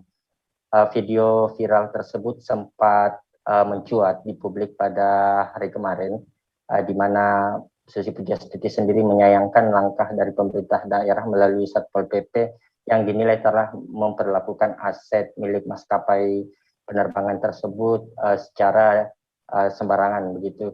Ketika ditanya soal pada hari yang sama ditanya klarifikasi dari pemerintah daerah belum mau memberikan jawaban, sehingga pada pagi hari tadi baru kami bisa mengumpulkan keterangan dari pemerintah daerah Kabupaten Malinau. Supri, kabarnya Pemda Malinau sudah menyampaikan klarifikasinya terkait diusirnya pesawat Susi Air dari hanggar tersebut. Bagaimana isi klarifikasi dan kronologi ditariknya pesawat Susi Air ini? Baik, rekan Firda, pagi tadi atau tepatnya siang tadi di kantor Bupati Malinau, pemerintah daerah Kabupaten Malinau telah menggelar jumpa pers terkait dengan klarifikasi video viral dugaan pengusiran maskapai penerbangan Susi Air dari hanggar Kabupaten Malinau. Isi klarifikasi menjelaskan tentang duduk perkara dan kronologis penarikan pesawat tersebut dari hanggar. Berdasarkan keterangan yang kami peroleh dari pihak pemerintah daerah, dalam hal ini disampaikan langsung oleh Sekretaris Daerah Kabupaten Malinau mewakili pihak pemerintah Kabupaten Malinau, menjelaskan bahwa kontrak penyewaan hanggar milik pemerintah daerah itu dilakukan per tahun, per masa kontrak 1 Januari hingga 31 Desember tahun berjalan. Dalam hal ini kontrak sewa-menyewa antara Susi Air dan pemerintah Kabupaten Malinau telah habis masa pada 31 Desember 2021 yang lalu. Pada konferensi pers juga dijelaskan oleh Sekretaris Daerah Kabupaten Malinau, versi dari pernyataan pemerintah daerah Kabupaten Malinau bahwa pemerintah daerah Kabupaten Malinau telah melayangkan surat pemberitahuan 3 kali sebelum upaya penarikan paksa pesawat Susi Air dari hanggar Kabupaten Malinau, hanggar Kolonel R. Abesing Malinau dilaksanakan. Untuk kronologisnya sendiri juga dijelaskan bahwa pada 9 Desember 2021 lalu, pemerintah daerah Kabupaten Malinau telah menyampaikan pemberitahuan bahwa pemerintah daerah Kabupaten Malinau tidak lagi memperpanjang kontrak Susi Air terhadap hanggar tersebut. Kemudian surat tersebut ditanggapi oleh maskapai Susi Air melalui Dinas Perhubungan pada tanggal 3 Januari. Dinas Perhubungan melihat tidak ada langkah pengosongan dari maskapai sendiri untuk mengosongkan hanggar tersebut. Kemudian pada tanggal 3 Januari, Dinas Perhubungan Kabupaten Malinau kembali melayangkan surat pemberitahuan kepada Susi Air untuk segera mengosongkan hanggar bandara. Namun sehingga waktu yang telah ditentukan tidak juga di perintah tersebut dilakukan oleh Susi Air. Kemudian pada Dinas Perhubungan Kabupaten Malinau kembali mengirimkan surat pemberitahuan kepada Susi Air pada tanggal 10 Januari 2022 lalu untuk segera mengosongkan hanggar tersebut. Salah satu yang menjadi dasar kenapa pemerintah daerah Kabupaten Malinau melayangkan surat tersebut karena Susi Air tidak lagi akan ditetapkan sebagai penyewa di hanggar tersebut karena ada maskapai baru yang dinilai lebih kapabel untuk mengisi hanggar yang telah membayar biaya retribusi kepada pemerintah daerah Kabupaten Malinau. Kemudian berselang beberapa hari kemudian kembali pemerintah daerah Kabupaten Malinau melayangkan ultimatum atau surat peringatan ketiga berisi tentang akan dilakukan upaya penarikan paksa pesawat ketika tidak diadakan pengosongan untuk hanggar bandara tersebut, dan juga tidak ada kegiatan pengosongan dari penyewa, dalam hal ini pihak Susi Air. Maka pada tanggal 2 hari Rabu tanggal 2 kemarin diadakanlah pengosongan oleh Satuan Pemerintah Daerah Kabupaten Malinau melalui Satuan Polisi Pamong Praja. Firda. Baik, terima kasih rekan jurnalis dari Tribun Kaltara Muhammad Supri atas laporan Anda. Dan dari Tribuners, Supri juga sudah menghimpun keterangan dari Ernest Silvanus, Sekretaris Daerah Kabupaten Malinau. Berikut liputannya untuk Anda. Pemerintah daerah. Berdasarkan surat yang telah masuk kepada pemerintah daerah beberapa waktu tahun 2021, permohonan terhadap tanggal pesawat. Jadi selain SUSI, ada pihak maskapai lainnya juga mengajukan kepada pihak pemerintah daerah untuk bisa menggunakan anggaran pesawat pemerintah daerah. Dan salah satunya SUSI mengajukan itu per tanggal 15 November 2021 untuk perpanjangan kontrak sewa. Dan perlu kami jelaskan bahwa kontrak sewa anggaran pesawat ini tahunan. Jadi setiap tahun yang berlaku mulai 1 Januari sampai dengan 31 Desember. Dan pemerintah daerah bisa memberi atau dapat memberikan kepada sepihak manapun juga yang dianggap memenuhi ketentuan atau kriteria terhadap penyewaan anggaran pesawat. Yang kedua, perlu kami sampaikan, mungkin kalau kita membaca klausul salah satu perjanjian, di pasal tentang berakhirnya perjanjian, pasal 9 ayat 1. Perjanjian ini bisa berakhir dengan catatan A. Apabila tidak diperpanjang lagi setelah berakhirnya masa berlaku perjanjian.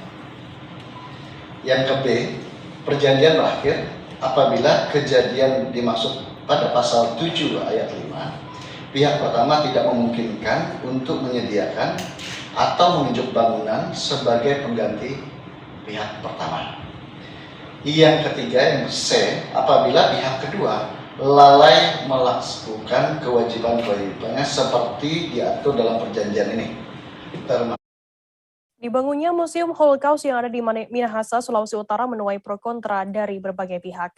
Museum yang diresmikan pada peringatan Hari Holocaust Internasional pada 27 Januari lalu ditentang berbagai kalangan. Satu di antaranya yakni Majelis Ulama Indonesia.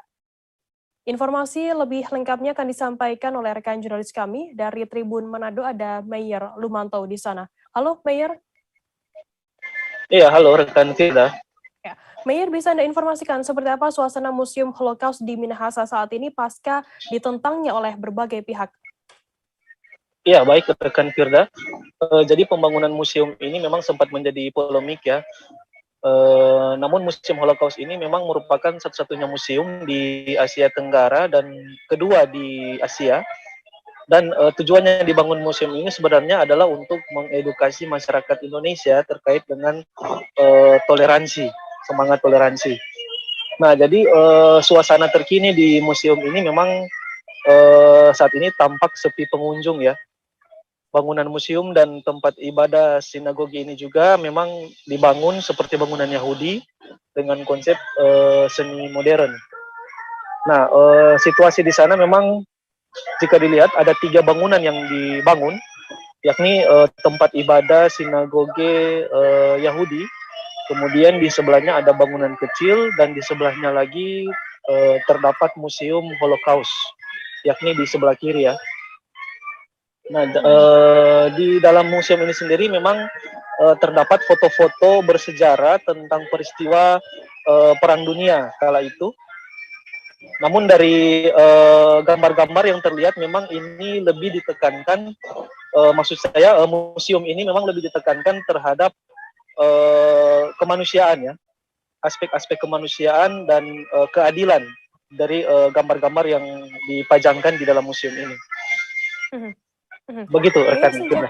Ya, sejak diresmikan pada Januari lalu, apakah sudah ada warga yang berkunjung ke Museum Holocaust ini?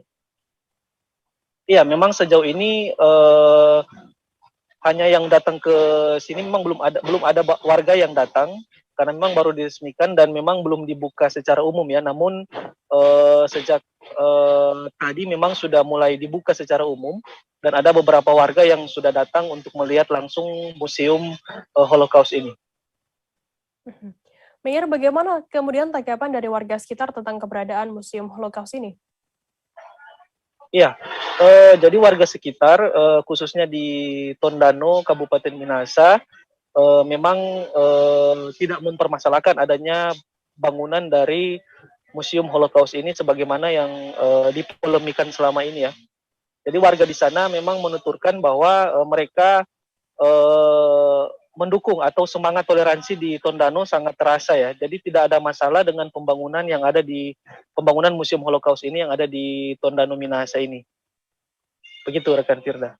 Baik, terima kasih rekan jurnalis dari Tribun Manado, Mayer Lumanto atas laporan Anda. Dan tadi Tribuners, Mayer juga sudah menghimpun keterangan dari Presiden atau pendiri Museum Holocaust, Rabbi Yaakov. Berikut liputannya untuk Anda. Rasisme dan kebencian, hatred and racism. Kita tahu kalau rasisme dan hatred ini kita biarkan, maka sejarah membuktikan pernah terjadi sebuah tragedi kemanusiaan. Bicara Holocaust ini bukan hanya bicara tentang Yahudi ya, karena ada 6 juta orang Yahudi yang meninggal di Holocaust, ada juga 5 juta orang non-Yahudi yang meninggal di Holocaust. Mereka adalah orang dari Gypsy, saksi Jehovah, para kaum difabel, juga lawan-lawan politik Hitler, dan yang terakhir kalangan LGBT. Jadi dengan adanya Museum Holocaust, kita ingin memberi pesan bahwa segala macam hatred atau rasisme itu pada pihak manapun, etnis manapun itu tidak dibenarkan. Kita belajar bagaimana orang harus bisa menerima perbedaan pandangan politik dengan menerima kaum difabel. Jadi menerima segala hal yang bisa menunjukkan kepada kita bahwa kita belajar dari peristiwa tragedi kemanusiaan ini. Jadi ini murni dari kami, ini murni dari kalangan Yahudi di Indonesia, tidak ada bantuan dari pihak manapun, apalagi pihak asing. Jadi ini sekaligus untuk mengklarifikasi tentang pertanyaan-pertanyaan yang muncul di luar. Terima kasih.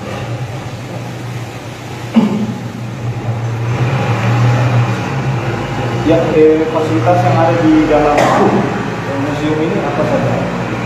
Ya, untuk sementara ini hanya berisi pameran foto dan juga pengarahan video tentang berhubungan dengan Holocaust, tapi ke depan akan diisi dengan beberapa artefak yang berhubungan dengan Holocaust, itu sedang diupayakan. Tapi yang pasti intinya tetap ini hanya untuk mengenang tragedi kemanusiaan, tidak ada agenda politik apapun, karena ini hanya untuk urusan kebudayaan. Pasar Bersehati di Kota Manado akan direnovasi pemerintah Kota Manado. Semua pedagang akan dipindahkan sementara ke lokasi yang telah disiapkan oleh pemerintah. Informasi lebih lengkapnya mengenai hal ini akan disampaikan oleh rekan jurnalis kami dari Tribun Manado, ada Fistel Mukwa di sana. Halo Fistel. Ya, halo rekan Firda. Ya.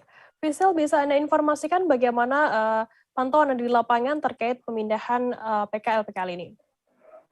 Ya, makasih rekan Firda. Memang dari hasil pantauan kami dari Jembatan Soekarno, memang di sana sudah ada lapak-lapak yang kosong, namun masih ada pedagang yang berjualan.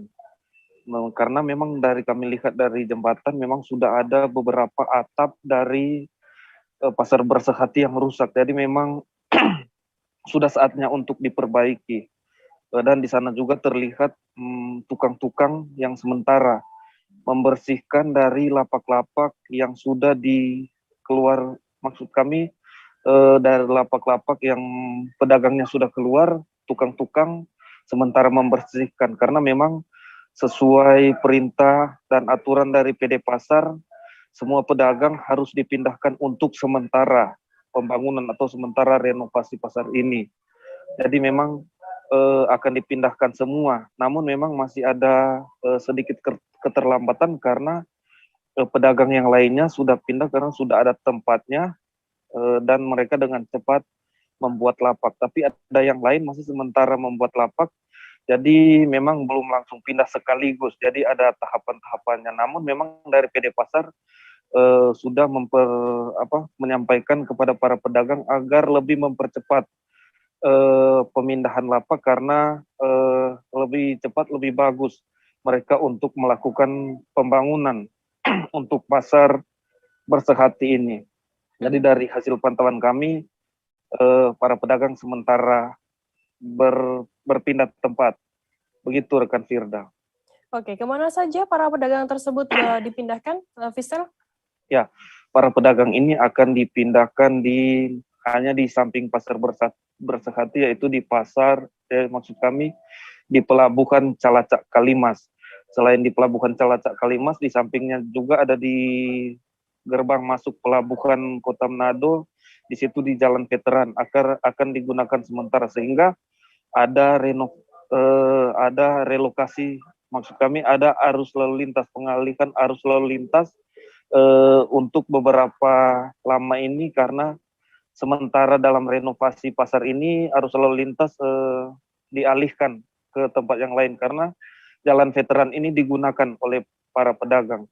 Dan memang juga para pedagang sudah mendapatkan nomor sebagaimana nomor yang mereka undi, dan setiap nomor itu sudah di setiap jalan sudah dibuatkan kotak-kotak, setiap kotak itu sudah ada nomor-nomornya. Jadi bagi pedagang yang mendapat nomor harus mencari nomor-nomor yang sudah ada di kotak khusus mereka membangun lapak. Demikian rekan Firda. Official, apa tanggapan dari warga sekitar dengan adanya renovasi pasar Bersehati ini? Ya, dari para pengunjung dan juga pedagang memang mereka harapkan dengan adanya pembangunan ini pasar Bersehati akan lebih baik lagi ke depan.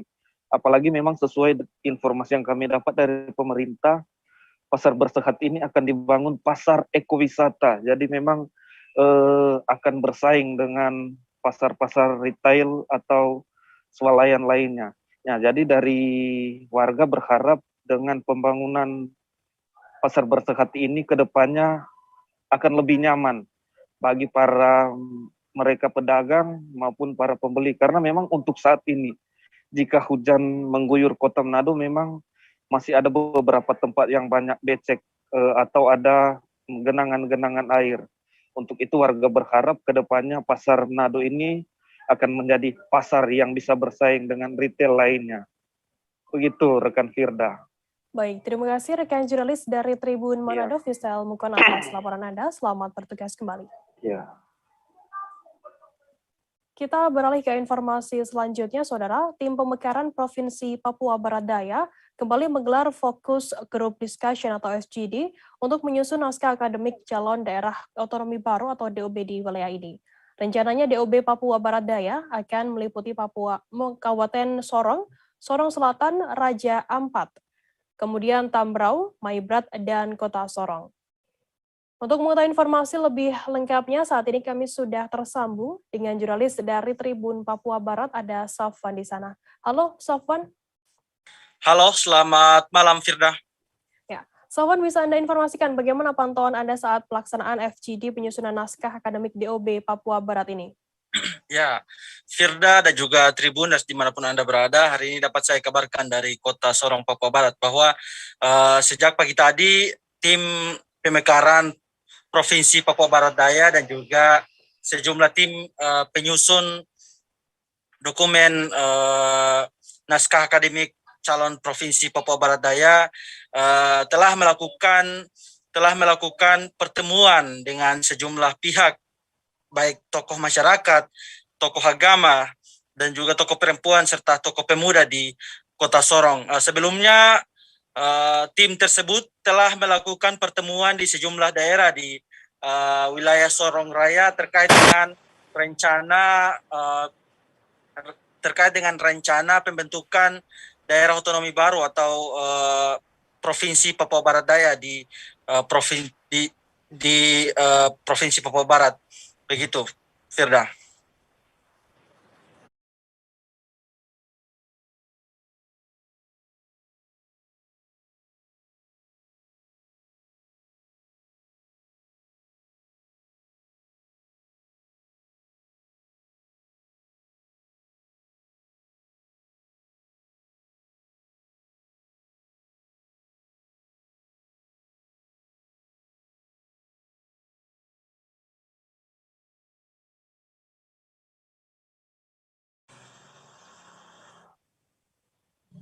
Oke, Safwan.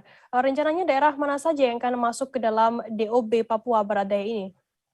Ya, berdasarkan informasi yang kami peroleh dari hasil pertemuan tersebut, rencananya ada sejumlah daerah yang akan masuk dalam DOB Provinsi Papua Barat Daya, yakni Kabupaten Sorong, Kabupaten Sorong Selatan, Tambrau, Raja Ampat, Maibrat, dan juga Kota Sorong yang rencananya akan masuk di rencana DOB Provinsi Papua Barat Daya nantinya begitu. Sudah. Sudah berapa persentase kesiapan dari tim pemekaran dalam menyiapkan persyaratan untuk menjadi DOB ini? Iya, tadi sempat saya mewawancarai Ketua Tim Pemekaran Daerah Otonomi Baru Provinsi Papua Barat Daya, yakni Lambert Jitmau.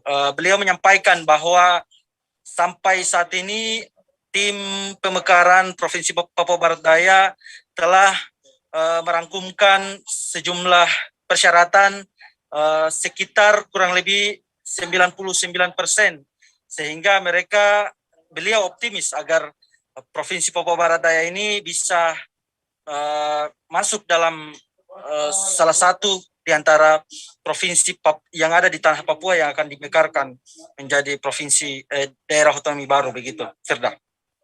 Baik, terima kasih rekan jurnalis dari Tribun Papua Barat, Safwan, atas laporan Anda. Dan tadi Tribuners Safwan juga sudah menghimpun keterangan dari Ketua Tim Pemekaran Papua Barat Daya Lambert Jitmau dan juga Gabriel Lele, Ketua Tim Gugus Papua UGM. Berikut liputannya untuk Anda. Perjuangan bukan hari ini, perjuangan sudah 9 tahun yang lalu. Kalau Papua Barat Daya belum terbentuk, kita berjuang terus. Bukan saya, tapi generasi muda tetap akan lanjutkan terus. Tapi saya sangat yakin dan optimis bahwa provinsi ini harus hadir. Semua persyaratan kita penuhi. Tapi tidak terlepas dari itu, semua harus akan bertanggung. Papua Barat Daya harus hadir. Semua kita siapkan. Tidak ada yang kurang. Kalau ada kurang-kurang sedikit, tapi nanti kita akan melengkapi kurang itu menjadi sempurna. Itu aja. Membangun Papua tidak cukup. Membangun Papua paling sedikit 6-7%. Supaya yang kehadiran provinsi itu bisa mampu menjaga pelayanan di tanah Papua. Memperpendek tentang kendali pelayanan pemerintahan dan lain-lain yang diharapkan adalah masyarakat itu bisa terurus dengan baik. Tapi kalau dengan kondisi dua provinsi yang ada, kita tetap kayak bonsai seperti yang ini. Bapak, waktu ini sampai bulan Mei, ini kira-kira Kota Sorong bagaimana? Jadi ini kita berdoa supaya berjalan supaya kalau di bulan Mei itu Papua Daya bisa dipetakan. Tapi kalau sekiranya tidak, berarti kita tunggu 20 tahun mendatang lagi. Karena ini ada kaitan dengan revisi undang-undang otsus gitu. Itu yang orang tidak paham. Ya, kan provinsi ini hari ini siapa yang membutuhkan untuk masyarakat, kesejahteraan masyarakat. Kita mengharapkan provinsi saja tidak. Apa kita provinsi Papua Barat tidak. Kita selama ini dengan provinsi Papua Barat yang ada setengah matinya bukan main, ngemis. Padahal penentu kemenangan di Sorong Daya. Akan merumuskan sampai pada namanya usulan rancangan undang-undang. Yang menyusun rancangan undang-undang adalah pemerintah, tapi tim kajian punya ruang untuk mengajukan ya usulan rancangan undang-undang yang poin-poinnya itu persis kami harapkan bisa menampung semua aspirasi tadi. Dan setelah itu bulan April Maret tergantung masa sidangnya DPR kita akan dilakukan pembahasan dan sebagaimana tadi disampaikan oleh Pak Wali Kota, secara politik pemerintah pusat menargetkan bulan Mei itu sudah disahkan. Bapak, ada pertanyaan dari tim yang lain bahwa apakah provinsi ini hadir atau Undang-Undang 32 nih? Oke. Provinsi untuk undang-undang provinsi itu ada ruang pertemuan. Satu memang titik tolaknya dari undang-undang otsus, ya. Tetapi juga ada aspek-aspek yang sifatnya simetris namanya, itu mengacu pada undang-undang 32. Tapi warna terbesarnya adalah undang-undang otsus. Karena yang terkait dengan kajian apa yang menjadi titik kajian ya, kelayakan ibu kota ini seperti apa nanti? Oke, untuk sekali lagi saya katakan untuk provinsi itu menggunakan pendekatan kebutuhan. Tapi untuk ibu kota menggunakan pendekatan kelayakan. Aspek topografinya, aspek kebencanaan, aspek lingkungan semua diperhitungkan. Tetapi juga harus kita lihat aspek sosiologis antropologisnya. Ya, sejauh mana misalnya ibu kota itu didukung atau diterima oleh semua komponen di Sorong Raya. Ya, tentu saja penentuan ibu kota ada aspek yang sifatnya manajerial, jangan sampai kemudian meletakkan di titik yang keliru sehingga membuat daerah-daerah paling tidak terutama ya Tambrau dan Sorong Selatan itu kesulitan. Kita berharap ada di titik tengah. Nah, titik tengahnya itu ada di mana? Itu ada kajian tersendiri. Belum bisa kita tentukan. Bahwa dari hasil dokumen dan lain-lain syarat-syarat itu kota untuk Papua Barat Daya sendiri. Sejak diberlakukannya vaksinasi bagi anak usia 6 hingga 11 tahun di Kabupaten Aceh Tengah pada 6 Januari hingga 1 Februari 2022, saat ini sudah ada sebanyak 1.500 anak yang disuntik vaksin COVID-19. Kapolres Aceh Tengah AKBP Nur Rahman Nur Hakim mengatakan Polres Aceh Tengah bekerjasama dengan pemerintah daerah melalui Dinas Kesehatan dan Dinas Pendidikan terus memaju angka vaksinasi untuk anak usia 6 hingga 11 tahun di kabupaten setempat. Informasi lebih lengkapnya akan disampaikan oleh rekan jurnalis kami dari Serambi News Indonesia, ada Budi Patria di sana. Halo Budi. Halo Firda. Halo Kak Firda. Budi, bisa Anda informasikan berapa target vaksinasi untuk anak usia 6 hingga 11 tahun di Aceh Tengah ini? Ya, Firda, sesuai data dari Dinas Kesehatan Kabupaten Aceh Tengah, target vaksinasi untuk anak usia 6 sampai 11 tahun di Kabupaten Aceh Tengah sebanyak 24.000 lebih. Agar tercapai target itu, pemerintah daerah bersama TNI Polri terus gencar melakukan sosialisasi ke sekolah-sekolah, desa, dan juga kepada wali murid. Pemerintah daerah bersama TNI Polri juga menggelar vaksinasi tugas maupun di gerai-gerai vaksin milik Polres Aceh Tengah dan Kodim setempat. Kegiatan vaksin ini juga menyediakan dompet berupa sepeda, peralatan olahraga, perlengkapan sekolah, dan peralatan elektronik. Dan pengundiannya sendiri dilakukan dengan cara mengundi nomor handphone dari peserta vaksin itu sendiri. Bisa jadi bisa anak atau orang tuanya. Itu Firda. Sejauh ini sudah berapa jumlah anak yang sudah divaksin COVID-19 di sana? Ya Firda, dari target sebanyak 24.000 lebih itu yang wajib vaksin dan sudah divaksin sejak tanggal 16 Januari sampai dengan 3 Februari 2020 sudah mencapai 3.700 orang atau 5% kurang sudah divaksin. Dan agar tercapai vaksinasi ini anak usia 11 tahun di Aceh Tengah bisa tercapai, pemerintah daerah bersama TNI terus melakukan sosialisasi ke sekolah maupun ke kampung-kampung. Demikian, Firda. Baik, terima kasih rekan jurnalis dari Serambi News Indonesia, Budi Patria, atas laporan Anda. Dan tadi Tribuners, Budi juga sudah menghimpun keterangan dari Kapolres Aceh Tengah, AKBP Nur Rahman Nur Hakim. Berikut liputannya untuk Anda. Bisa diceritakan terkait target vaksinasi untuk anak usia 6 dan 11 tahun di Kabupaten Aceh Tengah ini, Pak? Jadi untuk vaksinasi anak usia 6 sampai dengan 11 tahun yang di launching di Aceh Tengah mulai tanggal 16 Januari tahun 2022. Adapun target yang sesuai dengan data yang ada di Dinas Kesehatan adalah 24.600-an. Artinya yang sudah divaksin ini berapa anak, Pak? Sampai saat ini ada sampai tanggal hari ini 3 Februari ada 3.704 anak yang sudah divaksin khusus dosis anak 6 sampai 11 tahun. Artinya gerai vaksin kita di mana aja, Pak, nih untuk pelaksanaan vaksin untuk anak ini? Jadi ada gerai dari Polres di Gedung Pendari, satu gerai untuk gerai Kodim di lapangan depan Kodim, dan sisanya 17 gerai ada di puskesmas untuk anak. Oke. Artinya kita juga untuk menarik minat anak-anak untuk ikut vaksin ini, Pak, ada dopres yang kita sediakan. Apa aja itu, Pak, dopres yang kita sediakan? Jadi untuk program vaksin anak kita selain sosialisasi dari puskesmas ke orang tua murid di sekolah-sekolah untuk menyampaikan vaksinasi anak sehingga kesadaran meningkat, juga ada dopres yang diselenggarakan yaitu berupa 6 sepeda anak dan juga alat-alat olahraga seperti raket badminton, bola sepak maupun bola basket. Mungkin Pak, himbauan untuk orang tua agar capaian vaksin ini di Takengon ini tercapai, Pak, kan? Himbauan kita, Pak, terhadap orang tua agar mau divaksin anak-anaknya, Pak. Jadi untuk orang tua bahwa vaksin itu aman dan halal, dan juga untuk anak-anak 6 sampai 11 tahun juga merupakan program pemerintah untuk mencegah COVID-19 ya, karena di mana umur 6-11 merupakan kelompok rentan terkena virus COVID-19. Sebanyak 6 guru dan 7 murid SD Negeri 24 Ujung Gurun, Kecamatan Padang Barat, Kota Padang positif COVID-19. Akibatnya sekolah tersebut ditutup untuk sementara waktu hingga Sabtu 5 Februari mendatang. Selama sekolah ditutup, para murid tetap melakukan pembelajaran secara daring di rumah masing-masing. Informasi lebih lengkapnya akan disampaikan oleh rekan jurnalis kami dari Tribun Padang. Ada Rahmat Panji di sana. Halo, Rahmat Panji. Halo, Firda.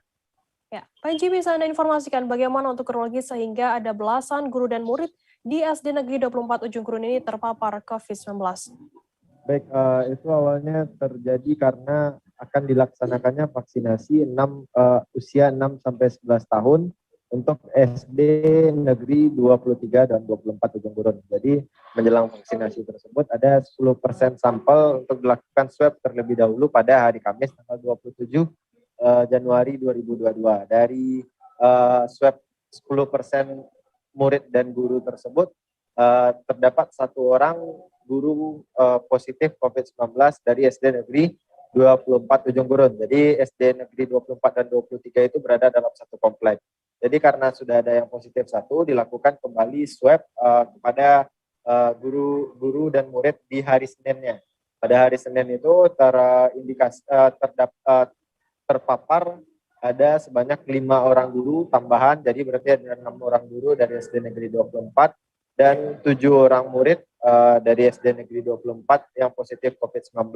Sehingga pada hari Rabu itu sekolah sudah ditutup, yaitu di SD Negeri 24, sedangkan di SD Negeri 23 sempat dibuka, namun pada pagi hari pihak BPBD melakukan penyemprotan dan akhirnya murid dipulangkan. Seperti itu rekan Firda. Bagaimana untuk kondisi sekolah setelah adanya kasus positif di sekolah tersebut? Jadi sekolah setelah diketahui ada 6 orang guru dan 7 orang murid positif COVID-19 itu langsung ditutup. Jadi pada hari Rabu, karena hari Selasa itu almanak merah, jadi di hari Rabu itu untuk SD Negeri 24 itu ditutup, sedangkan SD Negeri 23 tetap sekolah seperti biasa atau pertemuan tatap muka seperti biasa. Namun karena ada penyemprotan dan sterilisasi dengan disinfektan oleh pihak BPBD Kota Padang, kedua murid SD Negeri 23 juga dipulangkan. Nah, dan pada hari ini, yaitu Kamis, kedua sekolah yang berada dalam satu komplek itu ditutup, keduanya ditutup. Murid itu belajar di rumah, tidak ada lagi PTM seperti biasa, belajar di rumah, daring, hingga hari Sabtu dan hari Senin kemungkinan akan kembali sekolah jika tidak ada perubahan. Seperti itu rekan Firda. Panji, apakah ada indikasi varian Omikron pada guru dan murid yang terpapar COVID-19 ini? Berdasarkan data yang dihimpun oleh Tribun Padang dari Ketua Harian Satgas COVID Kota Padang dan Dinas Kesehatan, itu indikasinya ada, tapi untuk hasil lebih lanjut itu di Kota Padang belum ada labornya dan sampel dan untuk kasus ini sampelnya harus dikirim dulu ke Jakarta. Dan untuk pengetahuan lebih lanjut mungkin akan setelah sampel itu diuji di Jakarta. Jadi masih ada hanya kemungkinan besar terindikasi menurut Ketua Satgas Covid Kota Padang. Baik. Terima kasih rekan jurnalis dari Tribun Padang, Rahmat Panji, atas laporan Anda. Selamat bertugas kembali. Tribuners, informasi tadi sekaligus menutup perjumpaan kita dalam live update hari ini. Jangan lupa saksikan terus live update di seluruh kanal YouTube dan Facebook Tribun Network. Saya Firda Nana, mewakili kru bertugas, pamit undur diri. Terima kasih dan sampai jumpa. Jangan lupa like, subscribe, dan share ya.